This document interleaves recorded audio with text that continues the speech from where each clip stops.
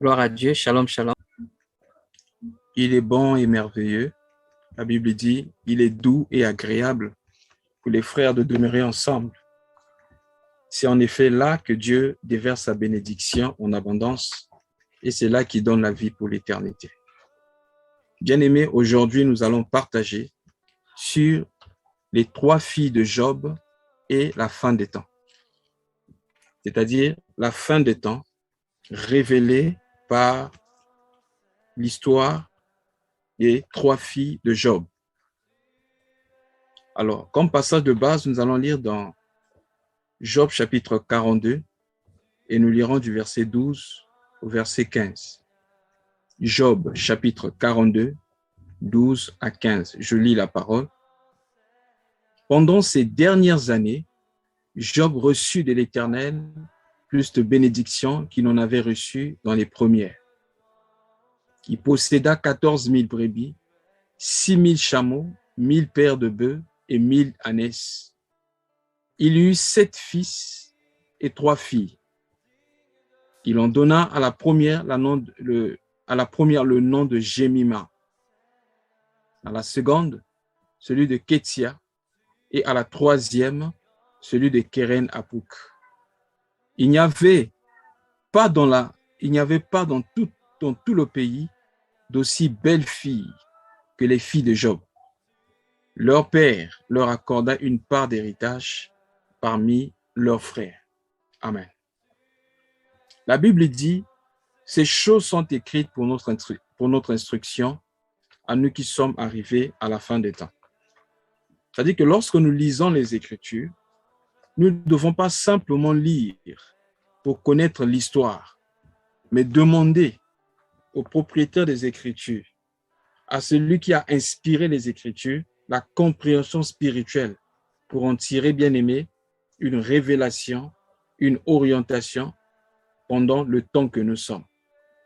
Parce qu'en effet, notre Dieu est celui qui annonce la fin avant le commencement. Tout ce que nous vivons maintenant, bien aimés dans le Seigneur, si nous lisons les Écritures, nous allons comprendre que ces choses ont été écrites depuis les temps anciens. Et cela, c'est pour montrer la fidélité de Dieu. La Bible dit, pendant les dernières années de Job, Job reçut plus de bénédictions qu'il en avait reçu dans les premières. Donc, les dernières années de Job étaient mieux que les premières années. Nous comprenons le passage qui dit « Vaut mieux la fin d'une chose que son commencement ». Lorsque nous lisons les Écritures, vous allez constater que souvent, c'était les mâles qui étaient mis en premier. C'est-à-dire, lorsqu'on parle d'une généalogie, généralement, on parle des garçons. Mais ce qui m'étonne ici, la Bible parle des 3 filles de Job, en citant même leur nom, mais on ne fait même pas mention des 7 fils de Job. On dit bien que Job a eu 7 fils, mais on ne cite même pas les fils de Job, mais on cite quand même les 3 filles de Job. Donc, si on cite les 3 filles de Job, bien aimées, cela signifie que c'est important. Or, la Bible dit ici que c'était pendant les dernières années de Job. Donc, lorsqu'on parle des dernières années, cela, bien aimé, nous parle de la fin des temps. Qu'est-ce qui exprime la fin des temps? Alors, pour comprendre cela, prenons d'abord Actes chapitre 2. Parce que dans Actes chapitre 2, l'apôtre Paul aussi, pas Paul mais Pierre aussi, lorsqu'il a pris la parole, étant rempli du Saint-Esprit, il leur parla de la fin des temps. C'est quoi la fin des temps? Ou à quel moment commence la fin des temps? Parce qu'aujourd'hui, il y a un groupe spirituel comme ça qui prétendent être de l'Église qui prêche le message de la fin des temps. Et j'ai croisé un type comme ça qui m'a dit, si tu ne reçois pas le message de notre prophète, tu vas aller en enfer. Parce que notre prophète, c'est le 7e ange. C'est lui le prophète de la fin des temps. Si tu ne l'écoutes pas, le ciel est fermé pour toi. Mais ce prophète-là est né dans les années 1900. Ce qui m'étonne, c'est que déjà au temps de Paul, au temps de Pierre, on parlait de la fin des temps. Alors, quel est, plutôt, quand commence la fin des temps? Actes chapitre 2. Je commence du verset 14. Je vais prendre jusqu'au verset 19. Alors Pierre se présentant avec les 11, il leva la voix et leur parla en ces termes. Hommes juifs, et vous tous qui séjournez à Jérusalem, sachez ceci et prêtez l'oreille à mes paroles. Ces gens ne sont pas ivres, comme vous le supposez, car c'est la 3e heure. Mais c'est ici ce qui a été dit par le prophète Joël. Dans les derniers jours, dit Dieu, je répandrai de mon esprit sur toute chair. Vos fils et vos filles prophétiseront, vos jeunes gens auront des visions et vos vieillards auront des songes. Oui, sur mes serviteurs et sur mes servantes. Vous voyez bien? Sur mes serviteurs et sur mes servantes. Dans ces jours-là, je répondrai de mon esprit et ils prophétiseront. Je ferai paraître des prodiges en haut dans les ciels et des miracles en bas sur la terre, du sang, du feu et une vapeur de fumée. Gloire à Dieu. Il y aura des prodiges dans les cieux, mais concernant la terre, sur la terre, vous allez voir des miracles. Et quels sont ces miracles? J'aime ces miracles. Les miracles ici, bien aimés, sont repartis en 3 groupes. Ou encore, on a cité 3 sortes de miracles. Le premier miracle, c'est le sang. Le deuxième miracle, c'est le feu. Et le troisième miracle, c'est une vapeur de fumée. Alors, allons rapidement dans Joël, parce que lorsqu'on cite un passage de l'Ancien Testament comme ça, il faut toujours, c'est toujours mieux d'aller là-bas pour voir ce qui est dit. Joël chapitre 2. Qu'est-ce que Joël nous dit là-bas? Joël chapitre 2, nous lirons du verset 28. On peut s'arrêter au verset 30 pour plus de rapidité. Joël chapitre 2, 28 à 30. Voici ce qui est écrit. Après cela, je répandrai mon esprit sur toute chair. Vos fils et vos filles prophétiseront, vos vieillards auront des songes et vos jeunes gens auront des visions. C'est de ça que l'apôtre Pierre parle. Mais ici, Joël ne dit pas dans les derniers jours, mais Joël dit seulement après cela, pour marquer quoi? Un début, un commencement. Pour dire qu'après ce qu'il a dit plus haut, après les prophéties relâchées plus haut, maintenant c'est un nouveau commencement. C'est-à-dire qu'après l'époque ou encore la dispensation de la loi, voici dans les temps à venir, dans les temps de la fin, voici que nous allons introduire, commencer, bien aimé, débuter la dispensation de la grâce. Mais Joël ne savait pas que cela concernait, bien aimé, notre époque. Joël ne savait pas sur quoi, il ne savait pas de quoi il prophétisait. Mais poussé par l'esprit, Joël dit, après cela, je répondrai de mon esprit sur toute chair. Et il dit ceci. Il dit premièrement, vos fils, sur vos fils et vos filles, vos vieillards auront des songes et vos jeunes gens des visions. Même sur les serviteurs et sur les servantes. Dans ce jour-là, je répondrai de mon esprit. Je ferai paraître des prodiges dans les cieux et sur la terre, du sang, du feu et de la colonne de fumée. Ah, gloire à Dieu. Alors, repartons maintenant dans Job pour saisir cette révélation. Nous voulons simplement rappeler ici, on a lu Joël et l'Acte des Apôtres pour rappeler qu'en effet, lorsqu'on parle de la fin des temps commence au moment où l'Esprit de Dieu vient sur terre. C'est-à-dire que c'est une nouvelle époque, c'est un nouveau commencement. C'est l'introduction d'une nouvelle dispensation.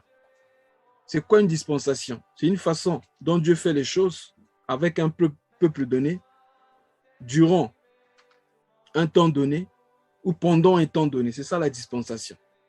Et en général, on distingue 3 sortes de dispensations. Il y a la dispensation des patriarches, la dispensation de la loi et la dispensation de la grâce. Dans la dispensation des patriarches, Dieu fonctionnait ou traiter avec un homme et sa famille. Nous voyons par exemple le cas de Adam et sa famille, le cas de Noé et sa famille, le cas d'Abraham et sa famille, le cas d'Isaac et sa famille, le cas de Jacob ou Israël et sa famille. Mais après Israël, là maintenant, de la famille d'Israël va sortir toute une nation, la nation d'Israël. Là, bien aimé, nous rentrons maintenant dans le temps de la loi, la dispensation de la loi.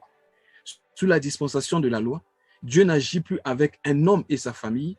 C'est maintenant, bien aimé, tout un peuple. C'est un peuple que Dieu a choisi. Et sur ce peuple-là, Dieu a donné des lois et des ordonnances afin que ce peuple marche selon les lois que Dieu leur a données. Cela a commencé, bien aimé, dans la dispensation de la loi avec Moïse. Lorsqu'il a pris l'étape de la loi et il a donné, bien aimé, les commandements de Dieu afin que les enfants de Dieu vivent selon cette loi. Maintenant, après la dispensation de la loi, il y a la dispensation, bien aimée, de la grâce. Dans cette dispensation, Dieu n'agit plus avec un homme et sa famille, il n'agit plus avec un peuple, mais cette fois-ci, Dieu agit avec chaque individu. Si dans la loi, on disait, les parents ont mangé des raisins verts et les dents des enfants se sont gâtés, sous la dispensation de la grâce, la Bible dit, c'est l'homme qui pêche qui mourra. C'est-à-dire que l'évangile est donné pas pour un peuple, mais à chaque individu. Voilà pourquoi vous pouvez par exemple lire dans Matthieu chapitre 7, 21 à 23.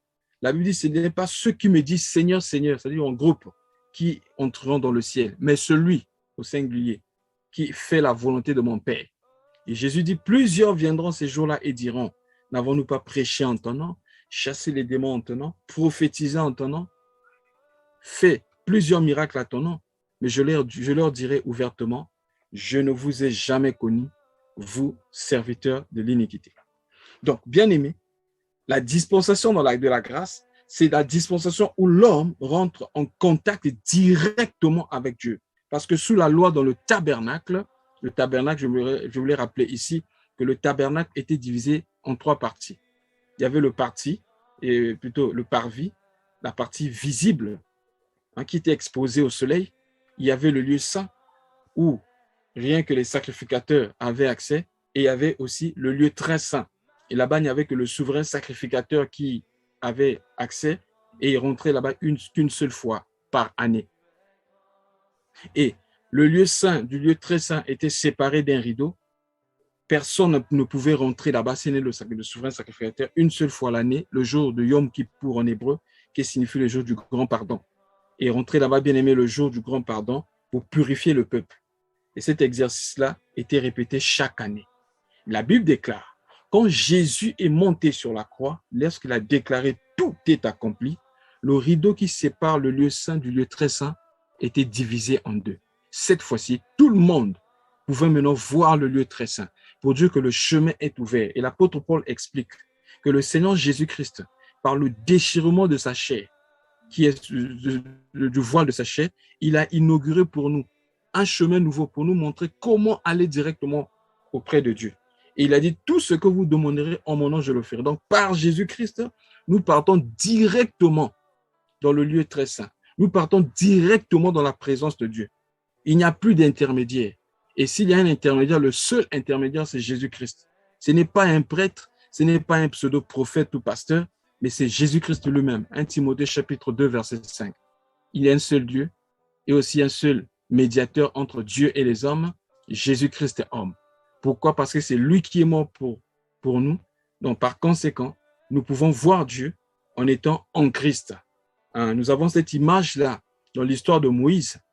Lorsque Moïse a dit à Dieu, je crois que c'est dans Exode 33, si je ne me trompe pas, lorsqu'il a dit à Dieu, fais-moi voir ta gloire. Dieu va dire à Moïse, personne ne peut me voir et vivre. Si tu me vois tel que tu es, tu vas mourir. Mais il y a un lieu auprès de moi, il y a un rocher. Je te placerai sur le rocher, alors je serai vu de toi. Et le rocher qui accompagnait Israël, c'est Jésus-Christ. Lorsque nous sommes en lui, c'est ainsi que nous pourrons voir le Père. Si tu n'es pas en Christ, tu ne peux pas voir Dieu. Mais si tu es en Christ, tu peux rentrer dans la présence de Dieu. Car lui seul nous a ouvert le chemin. Donc, bien-aimés dans le Seigneur, c'est ça notre dispensation. Dans cette dispensation, tous nous devons le connaître de façon personnelle. Tous, nous devons connaître Dieu. Dans ces dispensations, on ne passe plus par un pasteur. On n'a plus besoin des intermédiaires. On n'a plus besoin des gens pour aller soi-disant consulter Dieu. On voit encore des choses comme ça, tout en Afrique, aux consultations prophétiques. Et attention, cette consultation est moyennant quelque chose. Si tu veux consulter le prophète, il faut donner d'abord les frais de consultation. Vous savez que quelquefois, c'est facile de connaître des faux prophètes. Il faut donner les frais de consultation pour voir l'homme de Dieu. Ou vous voyez, par exemple, quelqu'un vous dit, pour que l'homme de Dieu prie pour vous, il faut d'abord donner une offrande quelconque. Bien aimé, si quelqu'un vous demande de l'argent pour prier pour vous, sachez que cette personne-là ne va pas vous communiquer quelque chose de Dieu. Parce que la Bible dit, vous avez reçu gratuitement. Vous aussi, vous devez donner gratuitement. Donc, c'est cette dispensation. Dans cette dispensation, nous pouvons tous connaître Dieu comme Père. Parce que dans les temps anciens, ils l'ont connu comme le Dieu Tout-Puissant, comme l'Éternel. Mais Jésus a dit, je m'en vais vers votre Dieu, mon Dieu qui est votre Dieu. Et maintenant, qui est devenu votre Père. Car lorsqu'il est mort et ressuscité, avant, Dieu n'avait qu'un seul fils. Mais nous sommes devenus des fils adoptifs parce qu'il a connu, bien aimé, la mort et la résurrection. C'est pourquoi Jésus a dit, si le grain qui est tombé à terre ne meurt, il reste seul. Mais s'il meurt, il porte beaucoup de fruits. Donc le grain qui est tombé, c'est Jésus. Lorsqu'il est mort à la croix, lorsqu'on l'a enterré, quand il est ressuscité, la Bible dit, il est mort pour nos péchés et il est ressuscité pour notre justification. C'est ainsi que, bien aimé, lors de sa résurrection, il nous a donné la capacité par l'évangile de devenir enfant de Dieu. Voilà pourquoi Jean, dans son épître, s'exclama, il dit, oh Dieu, oh bien-aimé dans le Seigneur, vous voyez de quel amour que Dieu nous a manifesté afin que nous puissions être des fils de Dieu, afin que nous puissions être appelés enfants de Dieu. C'est pourquoi nous avons l'habitude de dire, on ne naît pas enfant de Dieu, mais on devient enfant de Dieu. Je suis dans Jean chapitre 1, verset 11 à 12 ou 13. La Bible dit, il est venu vers les siens n'ont point reçu, mais à tous ceux qui l'ont reçu et à ceux qui croient en son nom, il leur a donné le pouvoir de devenir enfants de Dieu.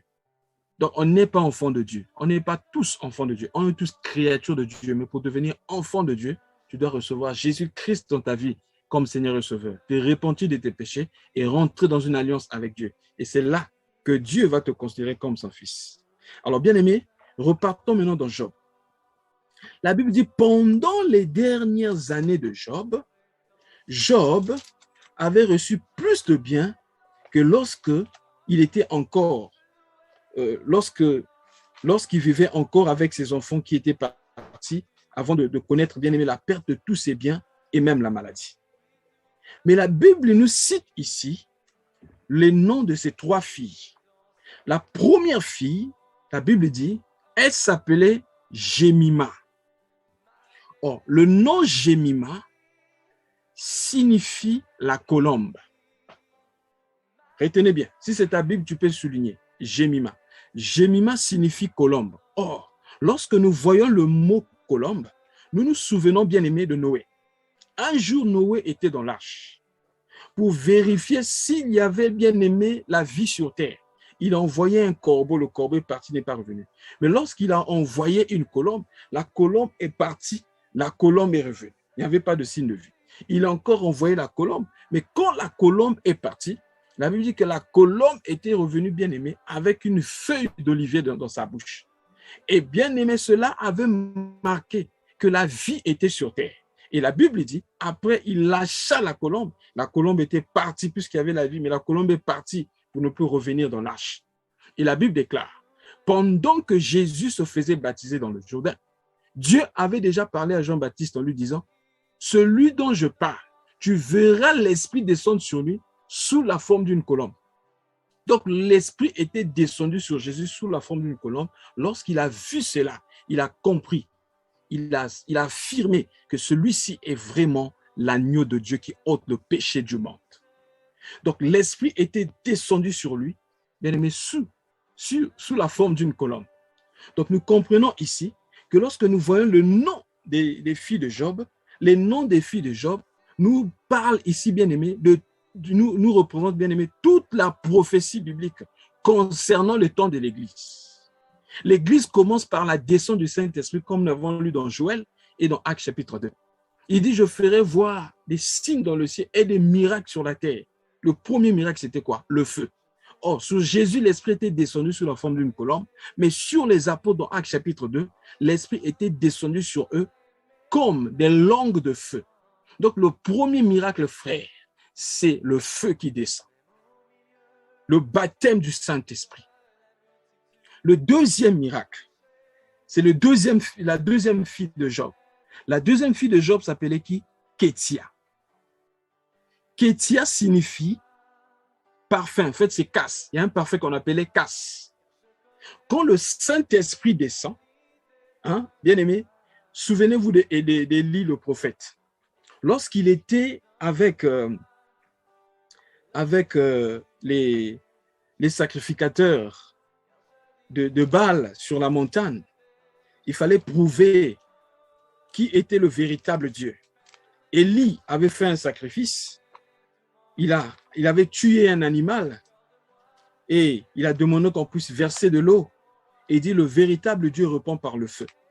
Alors Élie avait d'abord versé le sang et ensuite Élie avait prié. Et lorsqu'il a prié, le feu était descendu du ciel. Or, quel est le miracle que nous voyons ici dans Joël chapitre 2? Bon, lisons seulement dans Actes pour plus de rapidité, puisque c'est la même chose. Et puis dans Actes ici, c'est l'accomplissement de ce qui a été écrit dans Joël. Dans Joël, on ne dit pas c'est ici la fin des temps, mais Pierre avait compris ici que c'est dans les derniers jours. Je relis dans Actes chapitre 2. Remarquez, Actes chapitre 2, je lis le verset 17. Dans les derniers jours, dit le Seigneur, je répandrai de mon esprit sur toute chair. Vos fils et vos filles prophétiseront, vos jeunes gens auront des visions et vos vieillards auront des songes. Je prends directement le verset 19. Je ferai paraître des prodiges en haut dans le ciel et des miracles en bas sur la terre. Écoutez bien, quels sont ces miracles? Le premier miracle, c'est le sang. Donc, avant le feu, il y a le sang. Alors, lorsque nous voyons le sang, nous rappelons, bien aimés, du sang qui a été versé à Golgotha. Donc, Jésus a donné son sang comme sacrifice. C'est lui l'agneau de Dieu. Donc, le premier miracle ici, bien aimé, c'est le sang. Juste après le miracle du sang, il a donné son sang. Il y a eu quoi? Le feu. Le feu qui est descendu lorsqu'ils étaient dans la chambre haute. Le deuxième miracle. Maintenant, le troisième miracle, c'est quoi? La vapeur. Or, nous avons dit que la deuxième fille de Job, la deuxième fille de Job s'appelait qui? Jémima. Jémima signifie parfum. Jémima signifie, car c'est un type de parfum. Donc, lorsque le feu descend, que fait le feu? Le feu brûle l'animal. Et qu'est-ce qui monte, bien aimé, vers Dieu? Qu'est-ce que Dieu reçoit en effet? Lorsqu'on faisait les holocaustes en Israël, la Bible dit, même au temps de Noé, lorsqu'ils sont sortis de l'arche, ils ont fait un sacrifice, mais Dieu avait senti l'odeur. Lorsque Dieu a senti l'odeur, il a grillé le sacrifice. Qu'est-ce que nous voulons dire? Le troisième miracle, après que le feu soit tombé, le troisième miracle, c'est que la vapeur doit monter. La vapeur, c'est l'image de l'enlèvement de l'Église. Christ est mort à la croix. Il est mort pour toi et moi. Lorsque nous nous attachons à lui, nous nous identifions à lui par sa mort, nous recevons, bien aimé, le don du Saint-Esprit. Et le don du Saint-Esprit, l'Esprit a été donné pourquoi? La Bible dit que l'Esprit nous a été donné comme un gage pour le jour de notre rédemption. L'Esprit a été donné pour nous préparer pour l'enlèvement de l'Église. Le Saint-Esprit n'a pas été donné, bien aimé, pour le spectacle, comme cela se passe dans les églises. L'Esprit n'a pas été donné pour faire tomber les gens, non. C'est pour nous préparer, pour nous laver, pour nous préparer comme les heures de Damas qui étaient allés chercher la femme du fils d'Abraham, pour nous montrer le chemin, afin de nous conduire vers Isaac qui représente Christ. Donc, bien aimé, la vapeur, c'est l'image de l'enlèvement de l'Église. Nous ne devons pas manquer cet événement. Nous devons nous préparer, marcher dans la sanctification, marcher dans les voies de Dieu, marcher dans la crainte de Dieu, loin du péché, marcher toujours dans la paix, rechercher la paix avec tout le monde, rechercher la sanctification, comme dit la parole de Dieu, sans laquelle personne ne verra Dieu. Donc, la deuxième fille de Job, son nom bien-aimé, nous parle de l'enlèvement, casse, le parfum qui doit monter. Et la troisième fille de Job, quel est son nom? Son nom, c'est Karen Apuk. Karen Apuk, son nom signifie corps d'antimoine. Mais cela signifie aussi, bien-aimé, notre position étant assis avec le Christ. La corne parle de l'autorité. La corne parle de la position étant assis avec Christ. Donc, nous allons monter dans la gloire afin d'être avec Christ dans les cieux. Dans les cieux. Mais bien aimé, ça parle des choses à venir. Mais bien aimé, cette prophétie concerne aussi des choses présentes. Nous avons connu le sang qui a coulé pour nous. Il est mort pour nos péchés. Nous avons connu le feu qui est descendu, l'image du baptême du Saint-Esprit. Mais bien aimé, quand le Saint-Esprit nous brûle, nous devons faire monter vers Dieu une odeur de vie. J'ai oublié le passage, mais un passage où l'apôtre Paul parle de l'odeur de vie. Certains, envers Dieu, font monter l'odeur de vie, d'autres l'odeur de la mort. L'odeur de vie, bien aimé, c'est notre manière de vivre. Dans 1 Jean 2, 5, la Bible dit, ceux qui croient en lui doivent marcher comme il a marché. Nous sommes une lettre écrite. Nous sommes la lumière du monde et nous sommes le sel de la terre. Notre vie doit enseigner d'autres vies. Quand on nous voit, notre vie, bien-aimée, doit enseigner un jugement aux hommes qui marchent sur la terre. Merci beaucoup, bien-aimé. 2 Corinthiens 2, verset 16. L'odeur, quelle est l'odeur que nous dégageons? Est-ce que nous avons vraiment reçu le Saint-Esprit? La Bible dit lorsqu'ils auront reçu le Saint-Esprit, parleront de nouvelles langues. Les nouvelles langues, ce n'est pas seulement le parler en langue, les langues bien-aimées, inconnues. Mais ceci, bien-aimé, savoir, bien-aimé, tenir sa langue en bride, c'est-à-dire savoir ce qu'il faut dire dans ta langue maternelle, savoir comment parler. J'ai vu des gens, des femmes qui parlent en langue, mais bien-aimé, très impolis envers leur mari à la maison. Non, bien-aimé, le Saint-Esprit doit nous apporter, bien-aimé, aussi la maîtrise de soi. Quand le Saint-Esprit vient sur un homme, bien-aimé, cet homme marche par l'Esprit. Oh, marchez par l'Esprit et vous n'accomplirez pas les désirs de la chair. Car l'Esprit a des désirs contraires à ceux de la chair. Mais celui qui est à l'Esprit de Dieu, c'est la Bible dit, c'est celui-là qui appartient à Dieu. Bien-aimé, c'est très important. Nous devons dégager l'odeur de la vie autour de lui. David a dit, partout je passerai, je laisserai derrière moi. Le bonheur et la grâce m'accompagneront tous les jours de ma vie. Lorsque tu passes, qu'est-ce que tu laisses derrière toi? Il y a des chrétiens qui sont bien aimés sujets au commérage, sujets bien aimés de division, au lieu d'apporter l'unité. Mais quand ils passent, ils laissent la division. Il y a des chrétiens bien aimés qui attisent des problèmes. Oh, bien aimés dans le Seigneur, nous devons bien aimés libérer l'odeur de la vie autour de lui. Car Paul a dit, ce n'est plus moi qui vis, mais Christ qui vit en moi. Lorsque je marche, on doit voir Christ dans ma façon de faire, dans ma façon de m'habiller. Oh, bien-aimé, lorsqu'on regarde l'église actuelle, même nos sœurs qui chantent, qui s'habillent comme des prostituées dans l'église, où elles laissent, bien-aimé, les parties intimes à la merci de tout le monde, comme des prostituées qui partent en boîte de nuit. Et l'église regarde de telles choses. L'impureté rentrée dans l'église. On n'a plus la notion de la sainteté. L'orgueil est rentré dans l'église, parmi ceux qu'on appelle, entre griffes, serviteurs de Dieu. On court après les biens matériels. On glorifie la chair. On glorifie les richesses matérielles. On donne les premières places à ceux qui ont l'argent. On néglige le pauvre, alors que Jacques a parlé de ces choses. Où va l'Église? Nous devons bien aimer aspirer à avoir la nature de Christ. Pas seulement les miracles, le pouvoir de Christ, mais la nature de Christ, l'attitude de Christ. C'est ça qui est plus important. Avant que l'enlèvement n'arrive. Et bien aimé, Karine Apuk, la corne d'antimoine, parle de notre position avec Christ.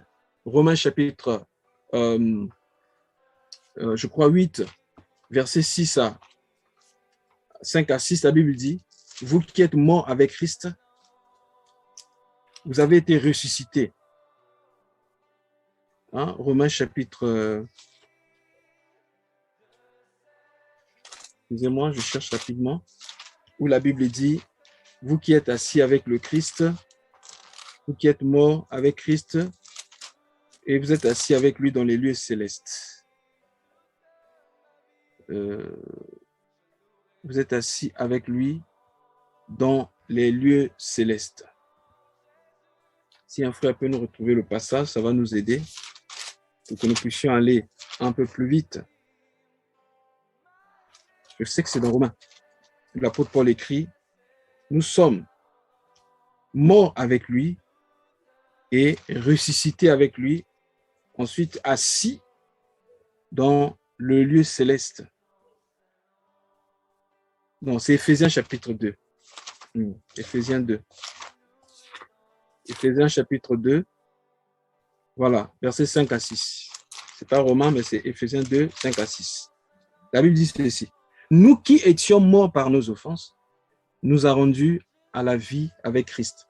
C'est par la grâce que vous êtes sauvés. Il nous a ressuscités ensemble et il nous a fait asseoir avec Dieu dans les lieux célestes. En Christ. Nous sommes assis avec, donc, comme dans Timoine, nous montre là, la troisième fille de Job, sa position, nous montre notre position en Christ. Lorsque nous sommes en Christ, nous sommes assis dans le céleste.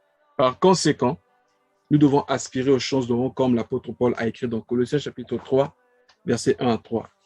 Il dit, si vous êtes ressuscité avec le Christ, aspirez aux choses d'en haut, où Christ est assis, et non celles qui sont sur la terre. Car vous êtes morts, et votre vie est cachée avec Christ en Dieu. Bien-aimés dans le Seigneur, faute de temps, nous allons nous arrêter là. Nous continuerons prochainement si le Seigneur le permet. Que Dieu nous bénisse tous. Amen.